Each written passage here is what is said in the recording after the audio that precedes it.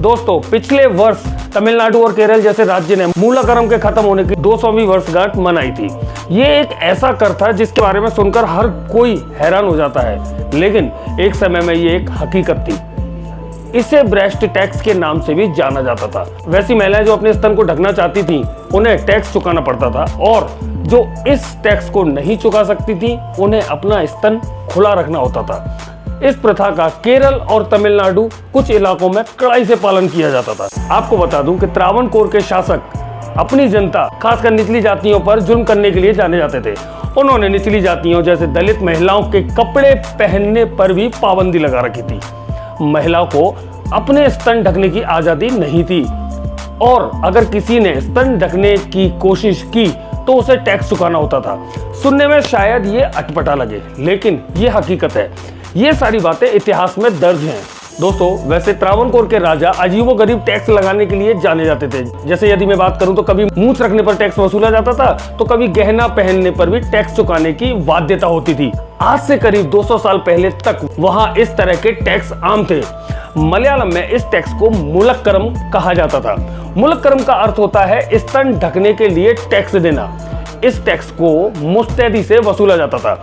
जो कोई भी इसे नहीं चुकाता था, उसे प्रताड़ना का शिकार होना पड़ता था। राजा का आदमी दलितों के घरों में जाता था और उनसे मुलक्करम वसूलता था। मुख्य रूप से दलितों के घरों से इसे वसूला जाता था। हालांकि इसको लेकर कुछ कहानियां भी हैं। इनमें कितनी सच्चाई है, इसका पता नहीं लगाया जा सकता है कि स्तनों के आकार के आधार पर टैक्स वसूला जाता था। बाद में जैसे तैसे जागरूकता का प्रसार हुआ, इसका विरोध शुरू हो गया। 1822 के बाद इस टैक्स को लेकर दलित महिलाओं ने अपनी आवाज उठानी शुरू कर दी थी। उन्होंने अलग अलग जगहों पर इसका विरोध किया था।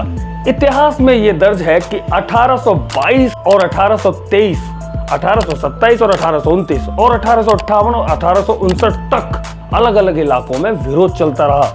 इन विरोधों में सबसे ज्यादा नांगेली का विरोध प्रसिद्ध था। नांगेली एक दलित महिला थी। कहा जाता है कि जब राजा के अधिकारी स्तन टैक्स वसूलने के लिए आए तो नांगेली ने अपना स्तन काटकर उनके सामने पेश कर दिया था।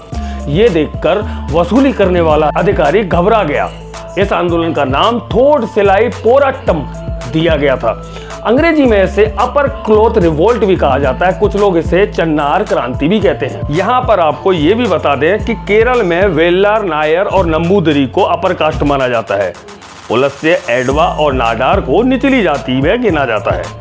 वैसे कुछ लोग तो ये भी कहते हैं कि केरल समुद्र तटीय इलाका है। भौगोलिक रूप से इसे ट्रॉपिकल एरिया कहा जाता है। यहाँ पर भीषण गर्मी पड़ती है और उमस रहती है, इसलिए अधिकांश लोग शरीर के ऊपर के कपड़े नहीं पहनते थे। पुरुष हो या महिलाएं, वे शरीर के ऊपर के हिस्से को खुला ही रखते थे। दोस्तों, अंग्रेजों के आने के बाद भी ये प्रथा जारी रही। समाज में ये धारणा फैलाई गई कि दलितों द्वारा स्तनों को खुला रखना ऊपरी जाति के लोगों के प्रति सम्मान है।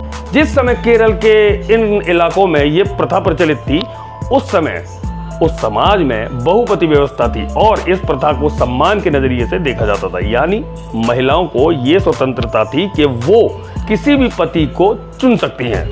ये जनजातीय समाज का एक गुण था। इसे मातृ सत्तात्मक समाज कहा जाता था। कहा जाता है कि अंग्रेजों ने इस प्रथा का अपने तरीके से फायदा उठाया।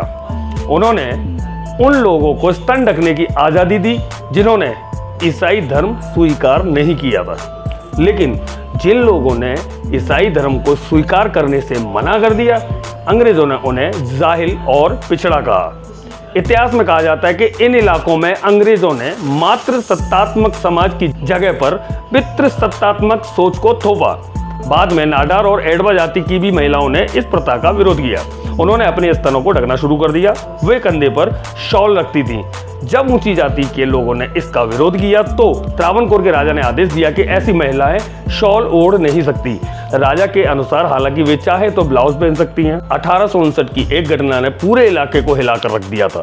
तब कई जगहों पर दंगे भड़क गए थे। नाडार महिलाओं ने इसका नेतृत्व किया था। नांगेली ने जो कुछ भी किया उससे त्रावणकोर की बुनियाद हिल गई। इंडिया टुडे में हर stories Indian woman down the age किताब के हवाले से बताया गया है कि नांगेली खुद सामने आई और केले के पत्ते पर उसने अपने स्तन काट कर रख दिए। इससे त्रावणकोर के कलेक्टर हिल गए थे।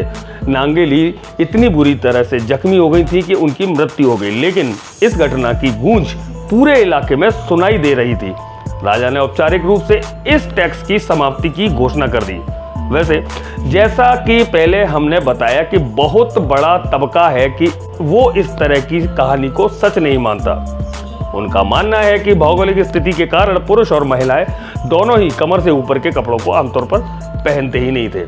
तो दोस्तों, कैसी लगी आपको ये जानकारी, मेरे को कमेंट के माध्यम से बताएं और इसी तरह की अन्य वीडियोस के लिए या अन्य जानकारी के लिए बने रहे मेरे चैनल प्राइम प्रो पोर्टफ्लिक्स के साथ और अपनी राय मेरे को कमेंट के माध्यम से भेजना ना भूलें। तब तक के लिए नमस्कार।